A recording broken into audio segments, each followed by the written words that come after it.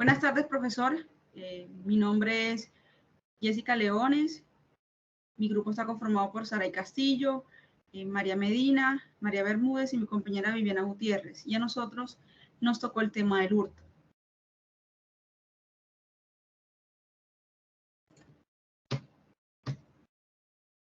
Para hablar del hurto tenemos que seguir una normativa en Colombia que es bajo el Código Penal colombiano, que es la Ley 599 del año 2000, en donde nos coloca 4 artículos pues muy puntuales para hablar sobre qué es el hurto en el Código Penal colombiano.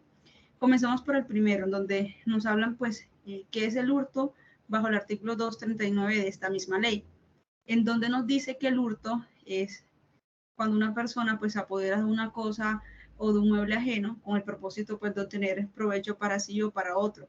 Pero también tenemos que decir que el hurto es ese apoderamiento ilegítimo de cualquier mueble, cualquier bien ajeno, ¿cierto? Para sacar un provecho. De ese provecho se crea otro artículo, que es el artículo 240, en donde ya pasa pues, a otra instancia punitiva, que es el hurto calificado. Y aquí tenemos 3 acciones muy puntuales para considerar lo que sería hurto calificado. La primera acción hace referencia al movimiento, a la acción, al cómo usted ejerce para robar o para hacer el hurto. ¿En qué sentido? Si hace pues violencia sobre las cosas, si pues al hacer esa violencia usted coloca pues esa víctima en estado de indefensión o inferioridad y pues aprovecha pues de esa situación. La segunda acción hace referencia a cuando usted pues roba en algún lugar, pero hace una jugada como engañosa, como clandestina, y se aprovecha pues de esa situación y roba ese lugar muy puntualmente. Y la tercera acción hace referencia a que usted roba ese lugar y además de eso usted utiliza herramientas para acceder a ese lugar, forzando cerraduras, utilizando algún ganso, utilizando pues algún instrumento en el cual le permita pues violar ese lugar y pues realizar el hurto. Bajo esas circunstancias se crea el otro artículo, que es el artículo 241, en donde ya pues aquí ya hablamos sobre unas circunstancias de agravación punitiva, es decir, además de la acción que usted comete para realizar ese hurto y sobre la violencia que ejerce en las personas o en el lugar para robar, hay una agravación punitiva, o sea que hay más ley o hay más años para pues dar cárcel o parecidos. Aquí tenemos varios puntos, son 4 puntos en su totalidad. En el primero hablamos cuando pues esa persona se aprovecha de pronto de una calamidad, se aprovecha de la confianza y hurta ese lugar. La segunda es cuando esa persona, utiliza pues un disfraz, se modifica o hace algunas cosas y pues entra a ese lugar y roba a la persona disfrazada. Puede también pues tener una grabación punitiva. Además, la grabación punitiva pues también pues, puede ser máximo cuando esa grabación o ese hurto se comete en hoteles, en aeropuertos o en muelles o en terminales de transporte o similares, según la ley 51 de ley 1142. Y la tercera y la cuarta hace referencia a sobre si el hurto es, por ejemplo, en lugares de campo, sobre ganadería, sobre conductos de combustible y en general. Eso también puede ser una agravación punitiva. Bajo ya la acción que es en qué lugar se comete y cómo se comete el hurto, y lo segundo que sería qué violencia usted ejerce para cometer el hurto, que es la agravación punitiva, pasamos al artículo 242, en donde ya hay una diferencia, ¿cierto? Para pues, la persona que ejerce esa violencia, ese hurto. Aquí vamos a hablar que la pena será multada, o sea, que no va a ir a la cárcel, simplemente va a pagar pues una multa dependiendo de qué se robe y cómo se roba. Es el apoderamiento, pues si se comete con el fin de hacer un uso contribuyente en menor término, o sea, en 24 horas. Si usted se robó algo y lo devuelve a las 24 horas, simplemente va a pagar una multa. O si usted se robó algo, entre comillas, pero no fue usted porque demuestra su inocencia, sino que fue de pronto un socio, un copropietario o etcétera, pues puede decirse que usted es inocente y tiene que ser declarado exequible en la sentencia de la Corte Constitucional 553 del 2001. Bajo esas dos modalidades usted puede decir que solamente va a pagar una multa y una pena punitiva bajo la condición de hurto, si se llegase a demostrar que usted es inocente. Y a continuación, los dejo con mi compañera Viviana Gutiérrez, en donde nos va a explicar un poco más sobre el tema.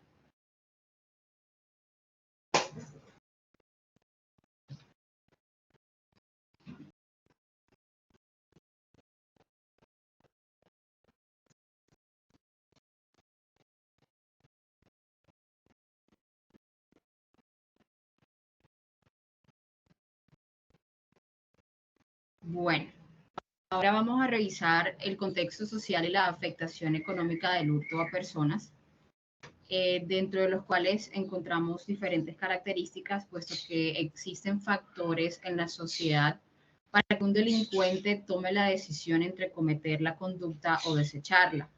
De acuerdo con esto, la probabilidad de reincidencia delincuencial va a depender básicamente del entorno en el que está cada individuo. Dentro de estos encontramos el nivel educativo. La educación, pues básicamente es dada por los padres y es la escuela quien complementa la formación del individuo. La educación que es recibida por el delincuente tiene una profunda relación con su peligrosidad. Esto quiere decir que con la posibilidad de reiteración criminal, pues que los delincuentes básicamente han crecido en un medio de vicio o de criminalidad, lo que empiezan a normalizar. Incluso los conocimientos que van a son utilizados para perfeccionar estas actividades criminales. También encontramos el desempleo, pues las condiciones económicas de la vida del individuo muchas veces son las que impulsan a las personas a adentrarse en la delincuencia como una alternativa a las problemáticas de la vida cotidiana. Las personas que no cuentan con un empleo estable tienen más probabilidades de ser reincidentes delincuenciales. También encontramos a los pandilleros, pues la pertenencia a las pandillas es un factor que aumenta considerablemente la probabilidad de vivir en el circuito del delito. También encontramos el alojamiento, donde el hogar y la convivencia interna complementan en gran medida los factores sociales que condicionan la delincuencia, pues es un factor con estrecha relación con la familia y la educación que de ésta se recibe. Y por último encontramos el espacio social, donde los factores que se relacionan con la cultura y un medio geográfico determinado comprenden o dan la posibilidad de que se reiteren los actos delictivos, y esto llega a crear costumbres, sentar creencias y patrones sociales. Según las características de la zona podemos determinar cuáles serán los hechos delictivos que se realicen en ellos. Ahora a continuación los dejo con mi compañera Saray Castillo.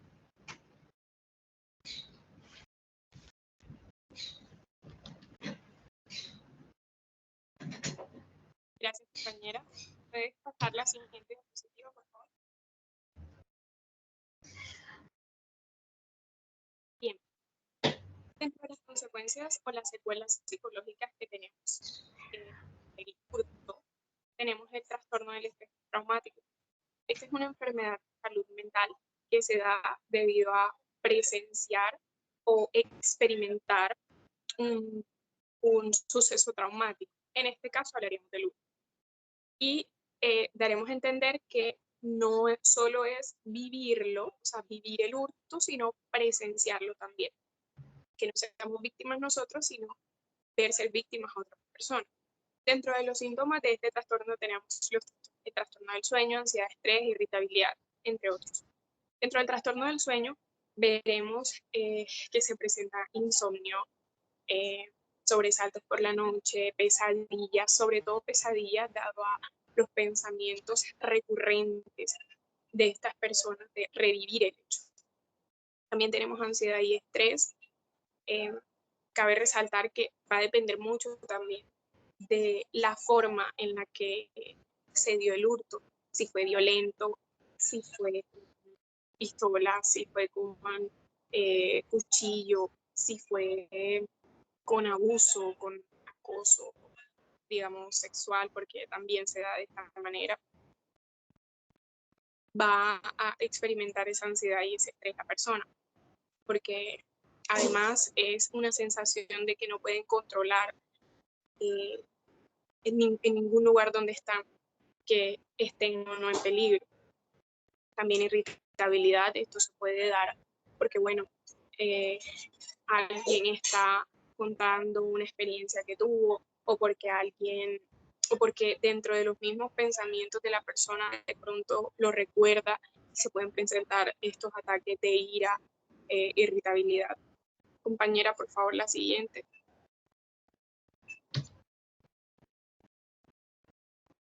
También tenemos depresión, miedo, cambios en el estilo de vida. Dentro de la depresión hablaríamos más que todo de una sensación de profunda tristeza, de desesperanza, y esto se da porque, por ejemplo, una persona que estaba saliendo del cajero, de retirar su salario, de retirar unos ahorros que iba a destinar para algo por lo que había trabajado mucho tiempo, o alguien que le fue hurtado su teléfono, que acababa de, por ejemplo, sacar a crédito, digamos, esto da un golpe en la sensación de desesperanza de la persona, porque es algo por lo que la víctima ha trabajado. Entonces, digamos, por eso se dan estas sensaciones de tristeza y de desesperanza. El miedo, pues, es un miedo por desplazarse de la ciudad, porque veremos peligro en todos lados. Y los cambios en el estilo de vida, si salíamos en la noche y por la noche fue que nos robaron, entonces no vamos a salir más por la noche, porque por la noche es que ocurren los robos. Entonces, esto a que nos lleva no solamente a pensar que no puedo salir por la noche porque me gustan, sino porque estas experiencias crean creencias irracionales, como mi robo fue en esta calle, no puedo volver a pasar por esta calle porque siempre entonces me van a atacar, o no puedo volver a salir por la noche porque entonces por la noche es que suceden los atracos y mejor todas las cosas que tengan que hacer las voy a hacer en mi día.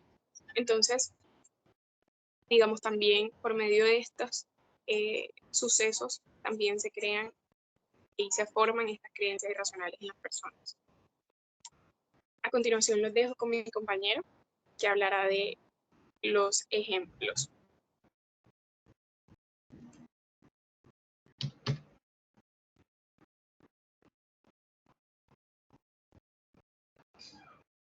Bueno, profesor, nuestro grupo por el lado del victimario, vamos a hablar de la cleptomanía, un aspecto psicológico que afecta al victimario. La cleptomanía es un trastorno de la salud mental que afecta el control de los impulsos de la persona que lo padece. Esa persona tiene la incapacidad para resistir el deseo, sí, como lo mencionaba, el impulso de robar objetos que no necesariamente son de alto valor o que ellos requieran o necesitan. A esas personas les precede una ansiedad y para poder calmar esa ansiedad cometen el acto de robar. Siguiente diapositiva, por favor.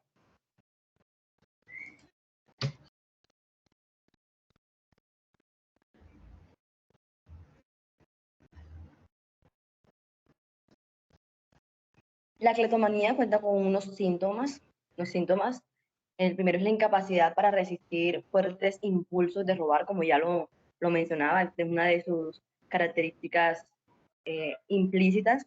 Los artículos no son necesarios, porque ellos no lo hacen como para beneficiarse de eso. Sentir una mayor tensión o ansiedad antes de cometer el robo, lo que le genera un placer después de cometerlo. Un placer, un alivio, una sensación de bienestar. Luego de sentir esa sensación de bienestar, más adelante viene un sentimiento de culpa, de vergüenza, y podríamos decirlo así como un arrepentimiento que siente la persona luego de cometer el acto. Y esto es un ciclo que caracteriza mucho a los cleptómanos. Ellos primero sienten una ansiedad en cualquier sitio, en cualquier momento, algo que les ocurre repentinamente. Luego viene, pues cometen el acto, y luego viene la sensación de bienestar y luego la culpa, pero luego vuelve a cometer el acto en otro lugar o en otro momento cuando les precede esa misma ansiedad por robar. Siguiente diapositiva, por favor.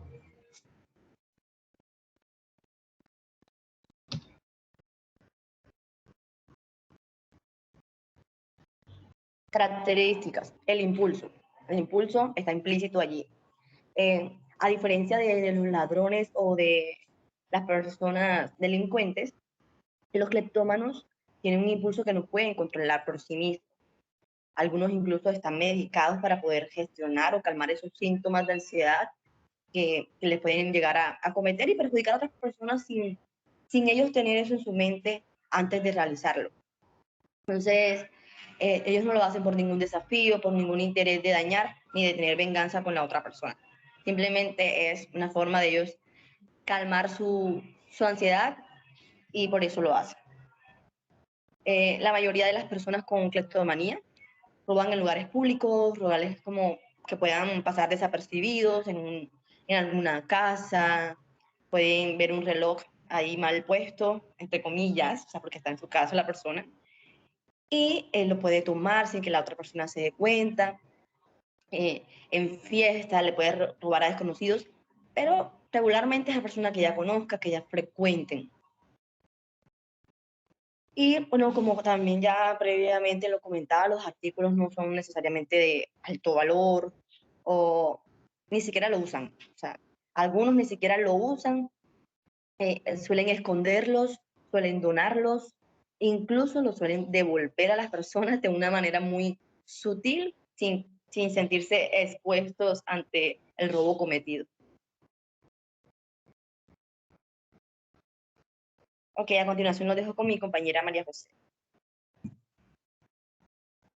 Compañeros, como mis compañeras le venían hablando, estamos hablando sobre lo que es el delito del hurto.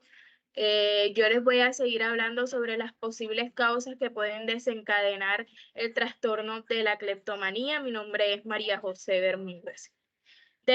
Bueno, se desconocen las posibles causas que puedan desencadenar este trastorno. Sin embargo, varias teorías sugieren que los cambios en el cerebro pueden ser una de las causas fundamentales para que surja este trastorno. Y que con el tiempo los patrones de robar o el hecho de hacer conductas repetidas de robo pueden ser uno de los inconvenientes que refuerzan a este trastorno. Dentro de las posibles causas vamos a encontrarnos con lo que es el problema con sustancias químicas cerebral, como lo es la serotonina. La serotonina es un neurotransmisor que ayuda a regular los estados de ánimo y las emociones. Es decir, los niveles en estas personas, la serotonina tiende a ser un nivel bajo porque son personas que tienen alta impulsividad, es decir, que no se pueden contener a realizar este acto o esta conducta. Un hábito aprendido, los impulsos son muy incómodos. También nos dice que es un hábito aprendido y que los impulsos para ellos es muy incómodo porque son personas que no quieren como hacer este tipo de conducta. Responder a los impulsos con robos disminuye temporalmente el sufrimiento emocional y los alivia. Es decir, ellos ven esto como una forma de aliviarse emocionalmente y de no sentirse como mal en cada uno de los días de su vida. También encontramos trastornos adictivos, es decir, que robar puede causar liberación de dopamina, que la dopamina es otro neurotransmisor que nos causa sentimientos de placer. Algunas personas, pues con este hecho, a realizar esta conducta, buscan tener una satisfacción en su ser. Hacerlo una y otra vez le causa satisfacción. Encontramos que en otras de las posibles causas del sistema opioide del cerebro, es el sistema que regula los impulsos y que pues un desequilibrio en este sistema no podría como regular en esas personas el resistirse a realizar esas conductas o el impulso de hacerlo. También encontramos unos factores de riesgo y es que la cleptomanía no es común. Sin embargo, en algunos casos de cleptomanía nos dicen que nunca llegan a diagnosticarse y estas personas nunca recurren a tener un tratamiento y es por eso que llegan a estar en prisión. Además, nos dicen que la cleptomanía comienza desde la adolescencia o en la adultez temprana. De hecho, también puede iniciar mucho más, un poco más tarde de la adultez temprana. Nos dice un dato muy importante y es que los casos de cleptomanía que se conocen en su mayoría son mujeres.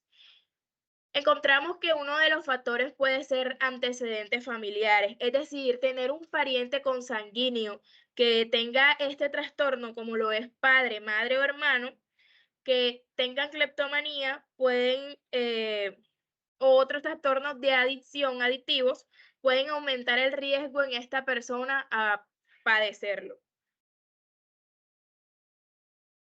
Otro es tener una enfermedad mental, es decir, que las personas con trastornos mentales como la ansiedad, la depresión o un trastorno de uso de sustancias también aumenta el riesgo a padecer este trastorno como lo de la cleptomanía.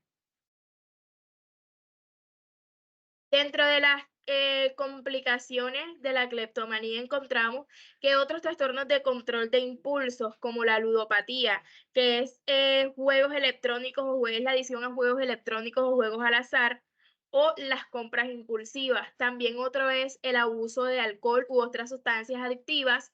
Encontramos también los trastornos de la personalidad, trastornos de alimentación, depresión, trastornos bipolar. Y encontramos también que está relacionado con esto el trastorno de ansiedad y pensamientos y comportamientos suicidas.